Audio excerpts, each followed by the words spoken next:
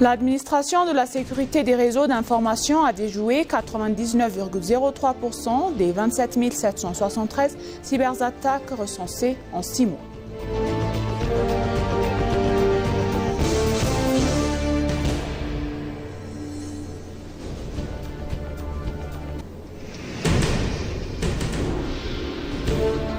Bienvenue chers téléspectateurs, c'est Moïda Gadamo avec le journal du lundi 9 février 2026 et restez avec nous.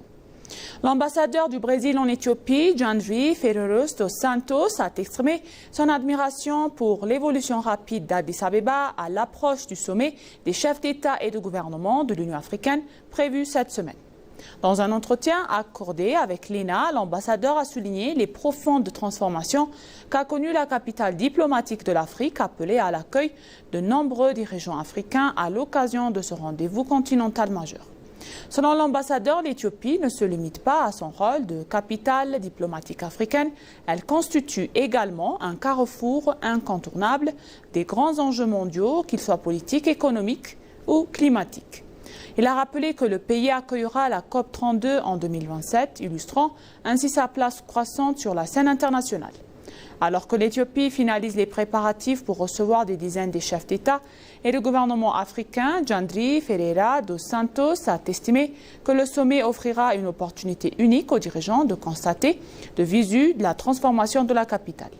Il a également mis en avant le développement rapide des infrastructures urbaines et des services, citant l'extension des espaces verts, l'offre gastronomique et des projets de développement urbain.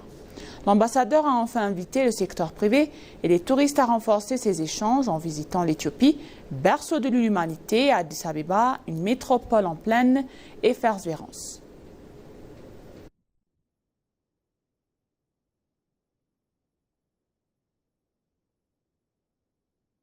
L'administration de la sécurité des réseaux d'information a déjoué 99,03% des 27 773 cyberattaques recensées en 6 mois. L'agence a procédé à un bilan de mi-année pour l'exercice 2018 calendrier éthiopien. Le directeur général de l'administration de la sécurité des réseaux d'information, Tigist Hamid, a déclaré que les capacités de défense du pays sont modernisées afin de tenir compte de l'évolution des cyberattaques. Elle a ajouté que des efforts sont déployés pour renforcer l'infrastructure technologique et identifier les menaces à la cybersécurité et y répondre efficacement.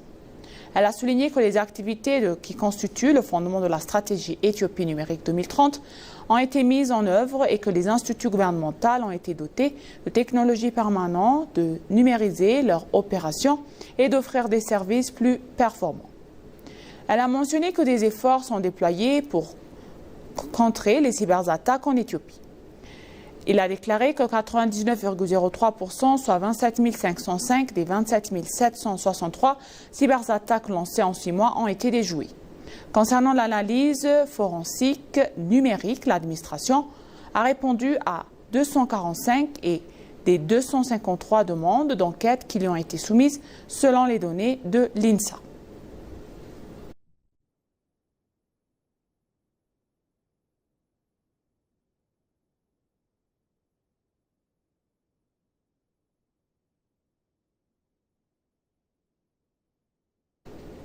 La commission du tourisme de la ville d'Addis Abeba a souligné que la réhabilitation des berges fluviales et la création d'espaces verts accessibles ont favorisé l'essor du tourisme sportif, en particulier le cyclisme et les modes de transport non motorisés.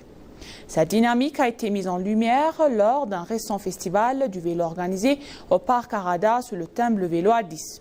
M. Binyam Taye, le commissaire adjoint à la commission du tourisme, a rappelé que le tourisme constitue aujourd'hui l'un des piliers majeurs de l'économie mondiale, contribuant à la création d'emplois, à la stimulation du commerce et à l'attraction d'investissements. Il a précisé que l'aménagement des corridors et la réhabilitation des berges ont considérablement renforcé la capacité de la ville à accueillir des événements sportifs continentaux et internationaux.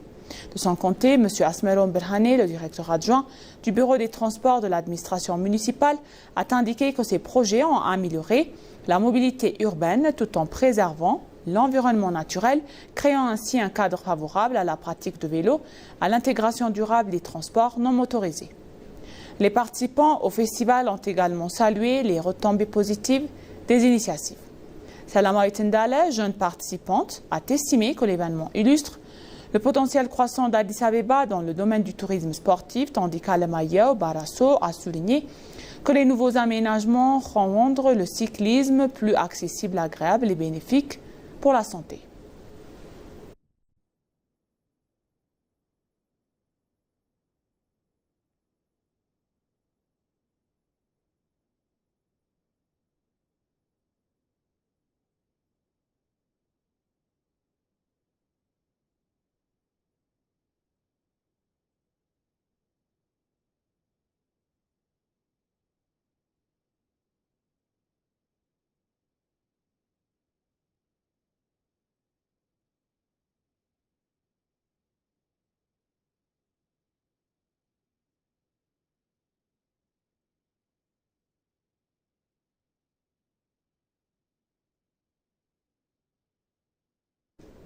Les hôteliers d'Addis Abeba ont annoncé avoir pris les dispositions nécessaires pour assurer un accueil de qualité aux participants du 39e sommet de l'Union africaine.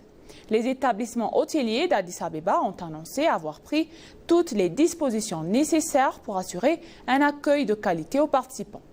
Ils ont affirmé que les infrastructures d'Addis Abeba, développées dans le moindre détail, ont créé un environnement favorable au secteur du tourisme hôtelier et contribuent à valoriser l'image du pays.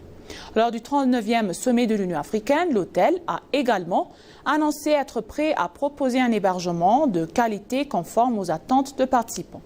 Ils ont également indiqué avoir finalisé les préparatifs nécessaires pour offrir un hébergement confortable de qualité aux participants de sommet de l'Union africaine. Dans une autre nouvelle, donc, le ministère de l'Éducation a dévoilé la stratégie de fonds financière nationale pour l'éducation. Cette stratégie a été présentée lors d'un forum où le ministère a examiné le bilan du plan sectoriel pour les 6 prochains mois de l'exercice budgétaire en présence des représentants des directions régionales de l'éducation. La ministre de l'État de l'Éducation, Aya Letchechati, a déclaré que cette occasion que la stratégie vise à poursuivre et à structurer le mouvement éducation pour les générations futures mis en œuvre à l'échelle nationale. Elle a souligné que ce mouvement, piloté par le Premier ministre, le Dr Abiy Ahmed, a permis de multiplier les opportunités d'activité dans le secteur. Elle a expliqué que le rôle est particulièrement important pour garantir la qualité de l'éducation et en assurant une utilisation optimale des ressources financières. L'amélioration de la qualité des écoles est une priorité afin que chaque citoyen puisse bénéficier d'une éducation équitable et de qualité. Le mouvement Éducation pour les générations futures a déjà réalisé de nombreux travaux d'amélioration des infrastructures scolaires.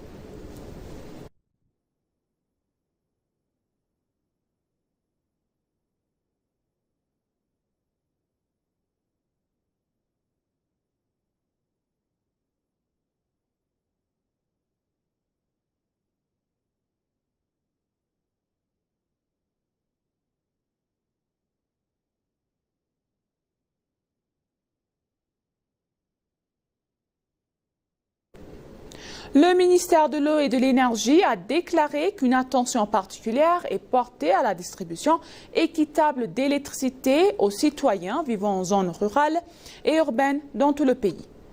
Dans les centres scolaires, d'une capacité de 340 kW ont été inaugurés hier à Bourgadim Touarada, dans la zone de Hararghe de l'ouest de la région d'Oromia. Le ministre d'État de l'Eau et de l'Énergie, M. Sultan Wali, a également indiqué qu'une attention particulière est portée à la distribution équitable d'électricité dans toutes les régions et municipalités. À cet égard, les projets de production d'énergie solaire et les technologies scolaires domestiques contribuent de manière significative à fournir de l'électricité à toutes les communautés de façon équitable.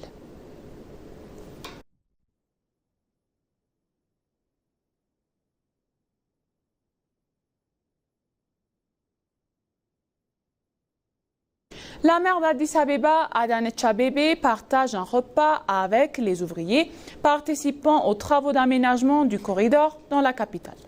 Aujourd'hui, nous avons encouragé les ouvriers qui, grâce à leur travail acharné 24 heures sur 24, accélère les travaux d'aménagement du corridor dans notre ville, a déclaré la maire d'Addis Abeba, Adanecha Abebe. Dans un message publié sur les réseaux sociaux, la maire a déclaré « Ces ouvriers travaillent sans relâche, jour et nuit, sur différents chantiers, notamment à Kazanchis, Children's World, au parc des sports et à l'aquarium d'Addis Abeba, ainsi que sur les lignes de raccordement du corridor reliant de Ourael à de Bolé et d'ambassade de l'Anglais 22 à l'hôtel de l'amitié de Bolé et le projet de développement des ressources en eau à Bolé, Rwanda. Tous les remerciements sincères pour les contributions au développement global dans la ville. Grâce à leur savoir-faire, leur énergie et leur grand patriotisme, Addis Abeba leur est infiniment reconnaissante. Au nom de moi et de leur administration municipale, je tiens à t'exprimer ma gratitude aux investisseurs qui participent au programme en partageant la joie de développement de notre ville, en encourageant toujours ces travailleurs acharnés et en soutenant ces travailleurs acharnés, a-t-elle déclaré.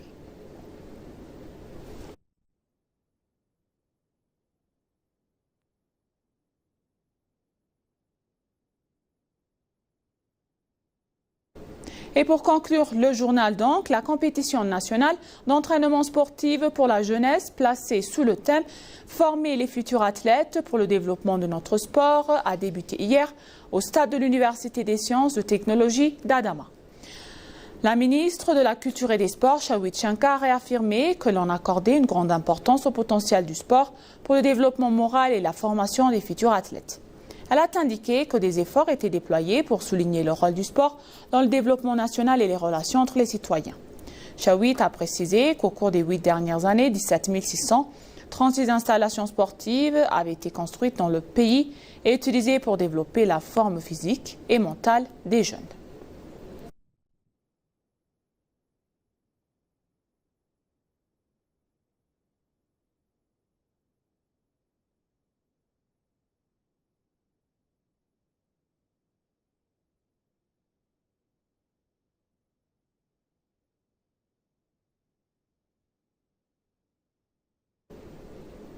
Et maintenant, chers téléspectateurs, je vous rappelle les titres principaux.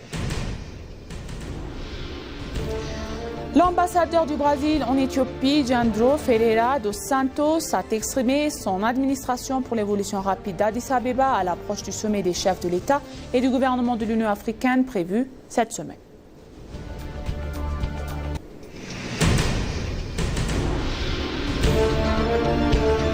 L'administration de la sécurité des réseaux d'information a déjoué 99,03% des 27 773 cyberattaques recensées en 6 mois.